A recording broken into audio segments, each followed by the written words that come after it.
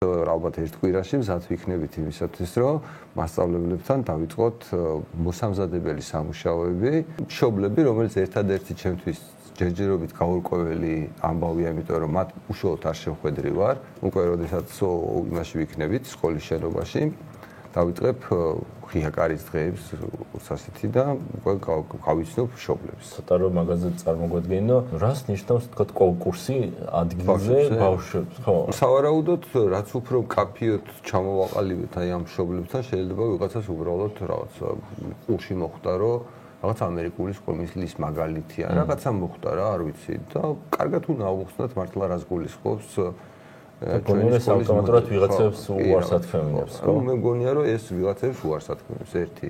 თუ კონკურსი გვექნება, ჩემი აზრით, პრიორიტეტი უნდა მივანიჭოთ იმ ადამიანებს, რომელსაც გირჩთან დიდი ხნის ასოციაცია აქვს, მაგალითად ჩვენი დამფინანსებლები არიან რა, ეგრეთ წოდებული ჯედერები, თქვა, იმათი შვილები. ანუ პრიორიტეტები რო წარმოვიდგინოთ რა, მაგათ უნდა მივანიჭოთ პრიორიტეტი. მერე, რაღაცნაირად მშობლების ადეკვატურობის მიხედვით უნდა გავაკეთოთ რანჟირება. არა ბავშვების, არამედ მშობლების. ანუ მე ესე წარმომიდგენია რა, რომ რაც უფრო თვითონ გულშემატკივარი და პრობლემა კარგად აქვს გაცნობიერებული მშობელს. მით უფრო დიდი შანსია, სად მოყავს ბავშვი, რა გარემოში მოყავს ბავშვი, თვითონ რა პასუხისმგებლობას იღებს მათ შორის. მე საერთოდ ეს ერთადერთი სკოლა მგონია, რომელიც მართლა განსხვავებული იქნება ყველა დანარჩენისგან, იმიტომ რომ ყველა ტრადიციული სკოლის რაღაცნაირად სახი არის ის, რომ ისინი არის კონფორმისტებს დიან, ზოგადად კონფორმისტებს დიან და ზოგადად მორჩილ ადამიანებს დიან. აქ საერთოდ პრინციპულად განსხვავებული დამოკიდებულება იქნება როგორც ბავშვების მიმართ, ისევე სამყაროს მიმართ და მაგას ვიძახდი ერთ-ერთ წინა ლაივზე ჩემთან, რომ ანუ თუ სადმე რაღაცნაირად არსებობს, რომ აი ეს არის რაღაც იდეაზე, იდეოლოგიაზე, რწმენაზე დაფუძნებული განათლება, მხოლოდ ეს იქნება რა. ხო და მე არა ვარ დარწმუნებული, რომ ყველა მშობელს, რომელიც თქვა ჩვენთან მოვა და ახლობით ერთი და იგივე, ანუ ერთი და იგივე ზუსტად ის ესმის, რასაც თქვა ჩვენ მათ თავაზობთ. და რაც უფრო კაფეოდ გავაგებინეთ, ამას შეიძლება გამოიწვიოს ის, რომ კონკურსი კიდევ უფრო გაიზარდოს. ერთის მხრივ, რაც იქნება ჩვენთვის ნიშანი იმისთვის, რომ სამომავლოდ ეს ჩვენი საქმიანობა უფრო გასაფართოებელი იქნება, თქვა მაგის მანიშნებელი იქნება. მინდა რომ ანუ რეკლამა კი არ იყოს უბრალოდ, რომ აი მოდით რაღაცა ჩვენ სკოლაში რაღაც ჯერ გაიაზრეთ და მე მოვბრძანდით. კიდე აქ კითხვა არის, რომ აკრედიტაციის საკითხს როგორ აგვარებთ? ხო და სამოპასუხებლად ზოგადად რასაც ჩვენ ვაკეთებთ, პრინციპულად განსხვავდება იმისგან, რასაც სკოლა ქვია ჩვენ ქვეყანაში. კი ბატონო. და თუ აკრედიტაციის საკითხი არის იმაზე, რომ აი ის სკოლებია სწორი, ჩვენ აკრედიტაციას არ გამოგცემს არასდროს.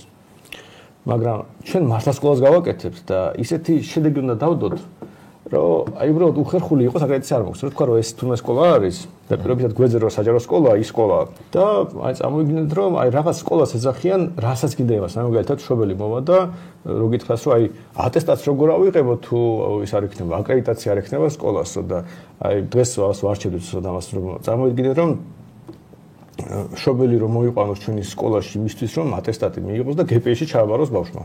რა ტრაგედია იქნება. რა ტრაგედია იქნება და ჩვენთვის რა აბსურდი იქნება. ჩვენ უნდა ვიმუშაოთ იმისთვის, რომ ბავშვმა გპ-ში ჩააბაროს.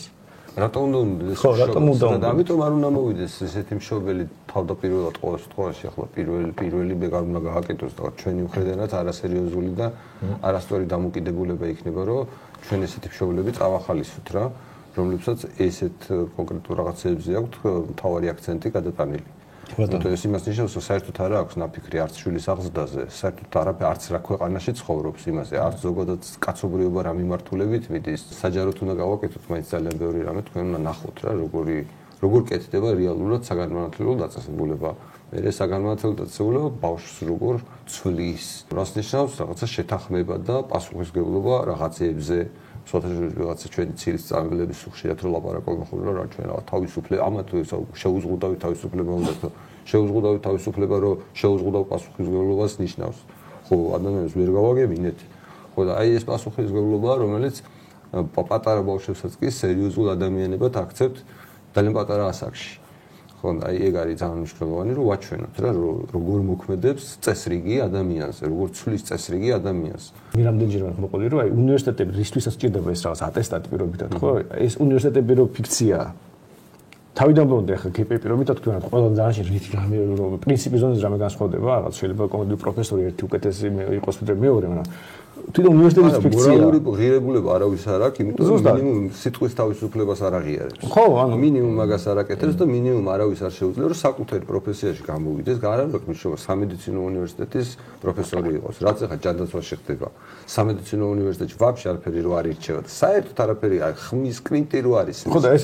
მინიმუმ კი არა ეს არის რაც აუცილებელია ეს თუ არის მეტი დანაშის ღირებულება არ აქვს იგივე სასამართლოში რაც ხდება და ჩვენი მთელი სამართლის ფაკულტეტები რა იმაშიც არიან პოზაშიც არიან ჩამდგარი თუმცა არაფერი და ვიცი ამ სასამართლოს რო ამზადებენ იურისტებს რომ ეგ ხო დანაშაულია ამ კითხვაზე აკრედიტაციაზე ატესტაციაზე და კითხვაზე პასუხი იწება კითხვით შენ რა გინდა ბავშვისგან ის სწავლოს იურისპრუდენცია თსეუში რომ გახდეს პროკურორი ხო ან ადვოკატი თუ მე კარგად მომსახუროს ბიზნესს ხო ანუ შენ თუ აი ეს გინდა ბავშვისგან მაშინ ხო ცხადია ჩვენ არ უნდა მოიყვანო იმიტომ რაღაც ისეთ ვასწავლეთ რაც შეუთავსებელი აღმოჩნდება მე ასეთ ტიპის ცხოვრების გაგრძელებას არათუ შეუთავსებელი არამედ შენეულებრივი რომ მოდი აქედანვე ვისწავლოთ სწორის და არასწორის გარჩევა ანუ სიტყვის პატივისცემა თავისუფლების შემთხვევაში პასუხისმგებლობის აღება ესა ისა ხო და ანუ სხვანაირი ადამიანის ფორმირება არის მიზანი.